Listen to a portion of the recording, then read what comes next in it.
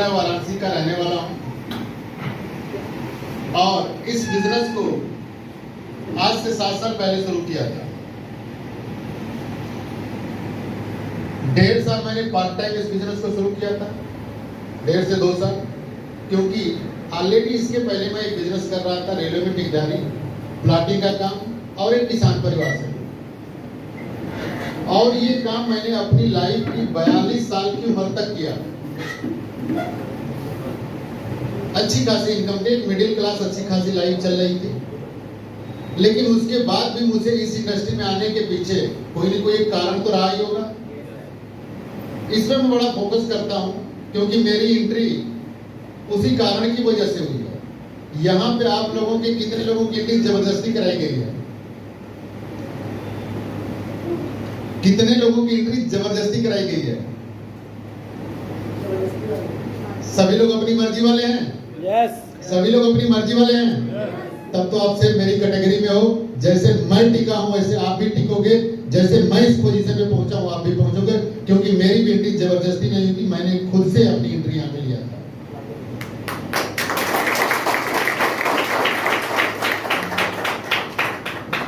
मेरी बात समझ में? मैं हाल की एंट्री की बात नहीं कर रहा हूँ।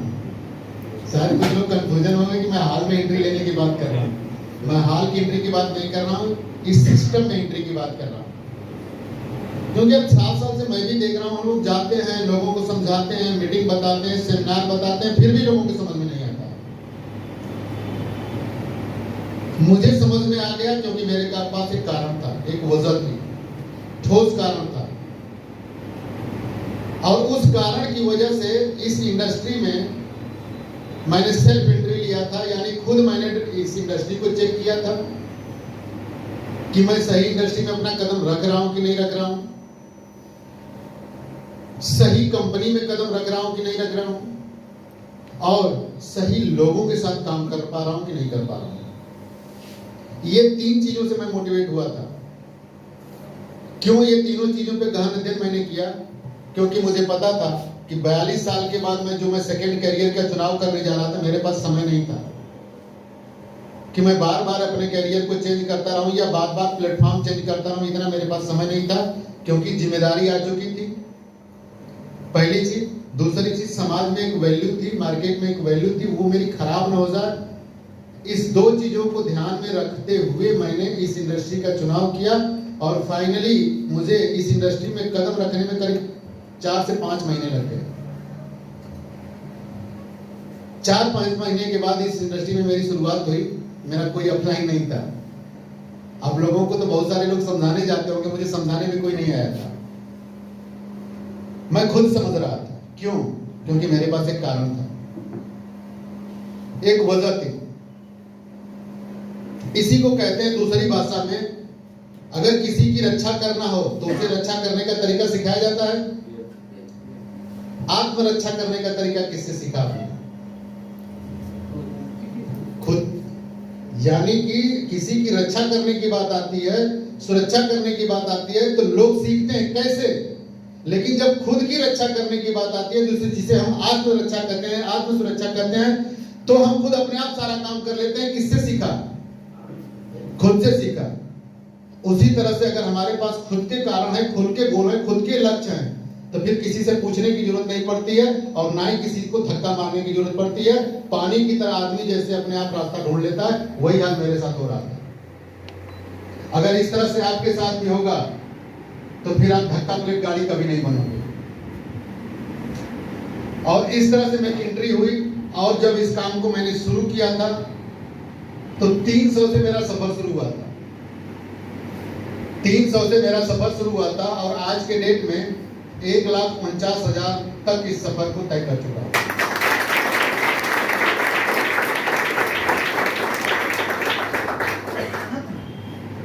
इसके बाद जिस कारण को लेकर के आया था वो भी कारण मेरी लाइफ में क्लियर हो चुका है। जो 42 साल में क्लियर नहीं हुआ वो 7 साल में क्लियर हुआ। दूसरा चीज, तीसरा चीज, टाइम की भी बचत हो गई मेरे पास, यानी फ्रीडम हो गया। आज मैं किसी से ये नहीं कहता हूं कि मेरे पास टाइम नहीं है। मार्केट में 99% लोगों के पास आप जाओगे तो एक चीज बोलेंगे, मेरे पास टाइम नहीं है। लेकिन टाइम के फार्मूले को जो जानता है वो नहीं बोलेगा। तो आज मेरे पास टाइम भी है, सिक्योरिटी भी है, और एक तरह से कहो तो रिटायरमेंट भी है। और रिटायरमेंट का मतलब ये नहीं होता घर सोने वाला। रिटायरमेंट का मतलब ये समझता हूँ टारगेट और कंडीशन से रिटायरमेंट, क्योंकि दुनिया में कोई ऐसा प्लेटफॉर्म नहीं है, कोई ऐसा काम नहीं है जहाँ टारगेट और कंडीशन का प्रेशर ना हो, चाहे वो बिजनेस हो चाहे नौकरी हो। और ये कभी कभी इतना ज्यादा प्रेशर दे देता है, इतना ज्यादा प्रेशराइज हो जाता है कि लोगों की लाइफ डिसबैलेंस हो जाती है, brain haemorrhage, heart attack, high low blood pressure, यानी 50% बीमारियों का कारण ये तनाव है। तो मुझे इससे रिटायरमेंट चाहिए था और वो रिटायरमेंट ले चुका हूँ। अब मुझे किसी का प्रेशर नहीं है मेरे ऊपर, किसी का टारगेट और कंडीशन का। अब जो भी टारगेट और कंडीशन जो भी मेरी लाइफ में आता है मेरे खुद का होता है, क्योंकि दूसरे के टारगेट और कंडीशन पे काम करोगे तो हमेशा प्रेशर में रहोगे, खुद के टारगेट और कंडीशन पे काम करोगे तो हमेशा आप लाइफ में ग्रोथ करोगे। तो ये इस चीजों से मुझे रिटायरमेंट चाहिए था, ये भी ले चुका हूं। यानी ये सारी चीजें मैंने लिया अपनी लाइफ में। कितने साल में? 7 साल में, जो 42 साल में भी नहीं कर पाया था। यानी लाइफ एक पीसफुल लाइफ चल रही है, सुकून भरी लाइफ चल रही है, टेंशन नहीं है, दबाव नहीं है, तनाव नहीं है। यहाँ से 4 व्हीलर भी मेंटेन कर रहा हूँ, 2-2 4 व्हीलर यहाँ से मेंटेन कर रहा हूँ। आउट ऑफ कंट्री के नाम पे 4 कंट्री जा चुका हूँ। अगर कोविड नहीं होगा तो 2-4 और हो गया होता। और अभी अगले महीने में जो ट्रिप जा रहा है उसमें भी हम लोग जा रहे हैं। ये मेरा खुद का अचीवमेंट है। हम पैसा कमाते हैं तो लोगों को बताते हैं, आप भी बताते होंगे, लेकिन मजा कब आता है उस पैसे का? जब हमारे थ्रू लोग पैसा कमाते हैं, हमारे माध्यम से जब लोग पैसा कमाते हैं। मैंने यही देखा कि मैं रेलवे में ठेकेदारी कर रहा था, प्लाटिंग का काम कर रहा था, किसान परिवार से था, कभी भी किसी को मैं ठेकेदार नहीं बना पाया, किसी को प्लाटर नहीं बना पाया, किसी को किसान तक नहीं बना पाया। पीढ़ी दर पीढ़ी वही जमीन ट्रांसफर होती चली आ रही थी हमारे बाप दादा पूर्वजों के नाम से। लेकिन यहाँ पे ये देखने को मिला कि अगर मैं लाख रुपया कमा रहा हूँ तो लाख रुपए के पोजीशन पे लोगों को मैं पहुंचा सकता हूँ। ये पावर इस इंडस्ट्री ने दिया।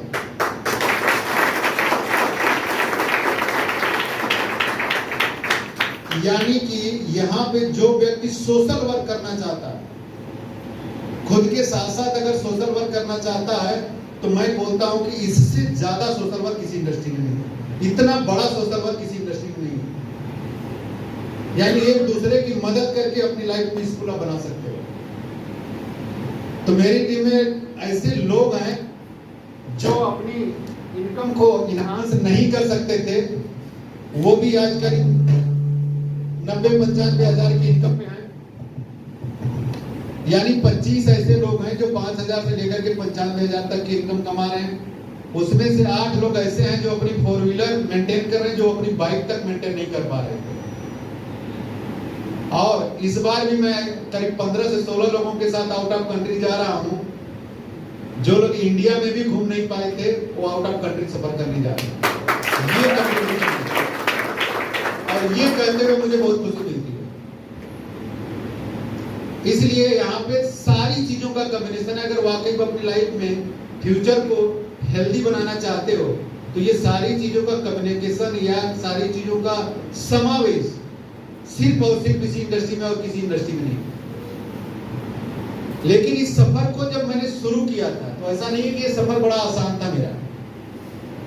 ये सफर बहुत आसान नहीं था। इस सफर में बहुत सारे चैलेंज आए, बहुत सारी बाधाएं आई, बहुत सारी रुकावटें आई। उन सारी बाधाओं रुकावटों के बावजूद भी मैं अगर टिका हूं तो उसके पीछे कारण क्या है?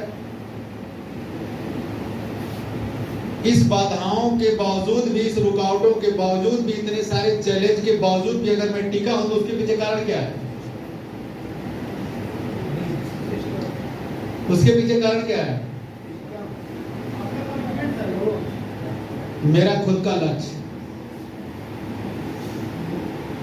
मेरे पास जो एक ठोस लक्ष्य है, जो ठोस कारण है, इमोशनल है, क्लियर है, स्पष्ट है, वो मुझे रोक के रखा और उसको लेकर के मैं कमिटेड हूं कि जब तक इसको अपनी लाइफ में कंप्लीट पूरा नहीं कर लूंगा तब तक मैं ना ही रुकने वाला हूं, ना ही थकने वाला हूं, ना ही बैठने वाला हूं, ना ही कोई बाधाएं रुकावटें हमें यहां से हटा सकती है। सिर्फ एक कमिटमेंट था अपने गोल के प्रति। क्या ऐसा कमिटमेंट आप लोगों के पास है? आगे देखता हूं। तो इन सारी चीजों के साथ मैंने अपना सफर शुरू किया था, और वो सफर जो शुरू किया था मेरा बहुत फेवरेट टॉपिक है, जहां से मैं इसको शुरू करता हूं, लक्ष्य, गोल। क्योंकि ये जब तक हमारी आपकी लाइफ में नहीं है, इसको चालू करेंगे।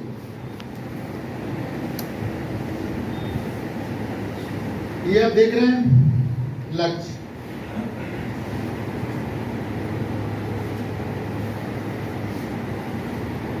इसमें कंफ्यूज हैं लोग, इसमें बहुत सारे लोग कंफ्यूज हैं। सपने किसके पास हैं? सबके पास है, सबके पास है। सपना और लक्ष्य में अंतर होता है। सपनों की एक श्रृंखला होती है, एक कड़ी होती है। सपनों की एक श्रृंखला होती है, एक कड़ी होती है, यानी वो बहुत सारे सपने होते हैं, लेकिन लक्ष्य केवल एक होता है। लक्ष्य केवल एक होता है। लक्ष्य की श्रृंखला या कड़ियां नहीं हो सकती। तो मैक्सिमम लोग अपने सपनों के लिए काम करते हैं, और कुछ लोग अपने लक्ष्य के लिए काम करते हैं। और जब इंसान का लक्ष्य बनता है, तो लक्ष्य एक होता है, फोकस एक जगह होता है, कार्य एक जगह होता है, पूरी एनर्जी एक जगह लगती है, तब जाकर के इंसान वहां से अपने आप को लेकर के आगे बढ़ता है। अभी तक मैंने देखा कि मैक्सिमम लोगों की लाइफ में जो चीजें चल रही हैं, वो सपनों पे चल रही हैं। क्योंकि किसी से जब हम पूछने जाते हैं कि भाई साहब आपको क्या चाहिए, ढेर सारा पैसा चाहिए, बड़ी गाड़ी चाहिए, बड़ा बंगला चाहिए, और कुछ लोग तो इतना बोल जाते हैं कि कौन पैसा नहीं कमाना चाहता है। ऐसे वाले भी होते हैं। अच्छी बात है, होना चाहिए, लेकिन इसमें से चुनाव करना पड़ेगा एक का। जैसे हमारे आपके दिमाग में 60,000 विचार चलते हैं, सबके परिणाम नहीं आते हैं, लेकिन किसी एक के तो परिणाम आते हैं ना। और जिसके परिणाम आते हैं उसी पे आप फोकस करते हो, तब उसके परिणाम आते हैं, वरना नहीं आते।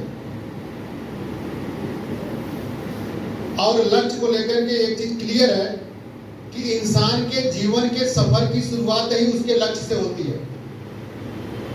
इंसान के जीवन के सफर की शुरुआत ही उसके लक्ष्य से होती है, और जिसके जीवन में लक्ष्य नहीं है, वो इंसान भागता पूरी लाइफ है, लेकिन पहुंचता कहीं नहीं है। वही इंसान लास्ट में कहता है मेहनत तो बहुत किया, लेकिन मिला कुछ नहीं।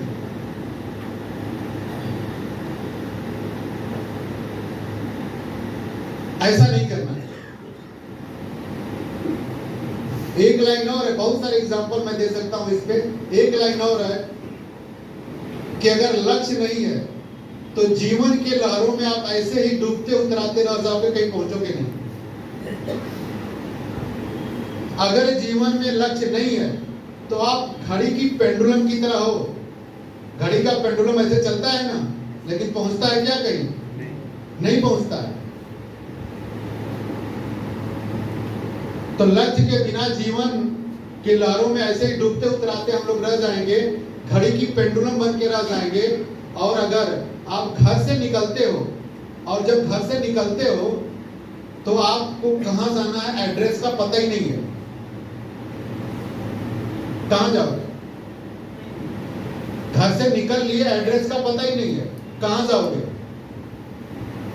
कहीं नहीं पहुंच पाओगे। भाई साहब, ये तो जीवन के सफर की बात हो रही है। वैसे ही एक जगह मैं मीटिंग कर रहा था, ऐसे ही मीटिंग चल रही थी। मीटिंग जब खत्म हुई तो हम लोगों को वहां से 15 किलोमीटर दूर केवल जाना था, बनारस। मीटिंग खत्म हुई, 2 लोग मेरे साथ थे। मैंने पूछा था भाई साहब चलो चलते हैं। तो एक ने कहा सर बनारस में कहां जाना है पता नहीं है। बैठ गए। फिर थोड़ी देर के बाद बात बूत कर करके फिर एक ने कहा सर बनारस में आशापुर में जाना है। मैं बोला चलो भाई। कहा सर आशापुर में कहां जाना है ये अभी भी क्लियर नहीं हुआ। फिर बैठ गए हम लोग। थोड़ी देर के बाद जब ये क्लियर हुआ कि बनारस में आशापुर में कहां जाना है, तब जाकर के हम लोग चेयर छोड़ पाए और केवल 15 किलोमीटर का सफर था। केवल 15 किलोमीटर का सफर था। बताइए 15 किलोमीटर के सफर में इतनी क्लियरिटी होनी चाहिए, इतना स्पष्ट होना चाहिए, तब हम चेयर छोड़ पा रहे हैं, तब हम सफर शुरू कर पा रहे हैं। ये तो जीवन के सफर की बात है। तो जब जीवन के सफर की बात है तो ये भी क्लियर स्पष्ट होना चाहिए, नहीं होना चाहिए? सोचिए, आप लोग विचार करिए कि जीवन का सफर स्पष्ट क्लियर नहीं है, लक्ष्य क्लियर नहीं है, इसीलिए शायद हम आप सीरियस नहीं है। जिस दिन सीरियस आप हो जाओगे, जिस दिन आपके कारण क्लियर हो जाएंगे, जिस दिन आपके लक्ष्य क्लियर हो जाएंगे, स्पष्ट हो जाएंगे और उस लक्ष्य से आप इमोशनल अटैच हो जाओगे, उस दिन आपको दुनिया की कोई ताकत रोक नहीं सकती है। दुनिया की कोई ताकत आपको रोक नहीं सकती है, चाहे कितना रुकावटें, कितने बाधाएं, कुछ भी आ जाए आपकी लाइफ में, आप रुकोगे नहीं। क्योंकि ये गोल, ये लक्ष्य हमें आपको ड्राइविंग फोर्स का काम करता है। ये हमें आपको, ये गोल हमें हर इंसान को ड्राइव करता है। अगर ये नहीं है तो आप ड्राइव ही नहीं हो पाओगे, चल भी नहीं पाओगे, निकल ही नहीं पाओगे। जैसे कोई ना कोई कारण है तो अब आप सुबह का बिस्तर छोड़ते हो, कोई ना कोई कारण तो है तब तो सुबह का बिस्तर आप छोड़ते हो। जिस दिन कोई कारण नहीं है उस दिन 10 बजे तक सोते भी रहते हैं लोग। तब सुबह का बिस्तर छोड़ने के लिए कारण होना चाहिए, उसके लिए भी चलने के लिए कारण होना चाहिए। तो जीवन के सफर की शुरुआत करने के लिए कारण होना चाहिए कि नहीं होना चाहिए? लेकिन वो स्पष्ट होना चाहिए, क्लियर होना चाहिए, इमोशंस के साथ होना चाहिए। पहला चीज क्लियर हुआ, बना लीजिएगा लक्ष्य। भाई साहब, नहीं तो मीटिंग आपकी बेकार चली जाएगी, फिर इस मीटिंग में अटेंड करने का कोई मतलब ही नहीं निकलेगा, क्योंकि बाहर जाओगे फिर वही चीजें आएंगी, आपके रूप रास्ते में ब्रेकर का काम करेंगे। लेकिन अगर गोल आपने बना लिया तो फिर कोई भी ब्रेकर आपको रोक नहीं पाएगा। लेकिन जब ये लक्ष्य क्लियर हो जाता है तो इससे भी केवल काम नहीं चलता है, इसके पीछे एक शब्द जुड़ा हुआ है जिसे कहते हैं क्यों। क्या चाहिए और क्यों चाहिए, ये पार्ट भी उतना ही क्लियर होना चाहिए। जिस तरह से आप अपने बच्चे से पूछते हो, आपका बच्चा अगर आपसे आकर के स्कूल से 500 रुपया मांग रहा है तो आप एक लाइन बोलते हो, भैया क्यों चाहिए?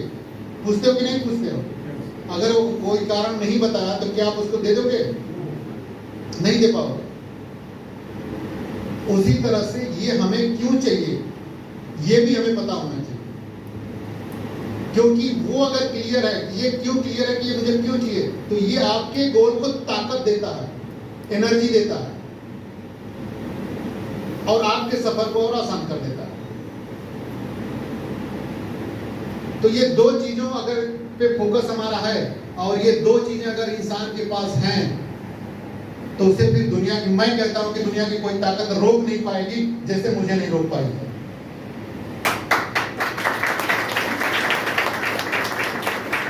इसी से कनेक्ट हुआ आप लोगों का, क्लियर हुआ? लक्ष्य बना लीजिए अभी का अभी। अगर इससे भी कनेक्ट नहीं हो पा रहे हैं तो थोड़ा सा इस वीडियो को देख लीजिएगा।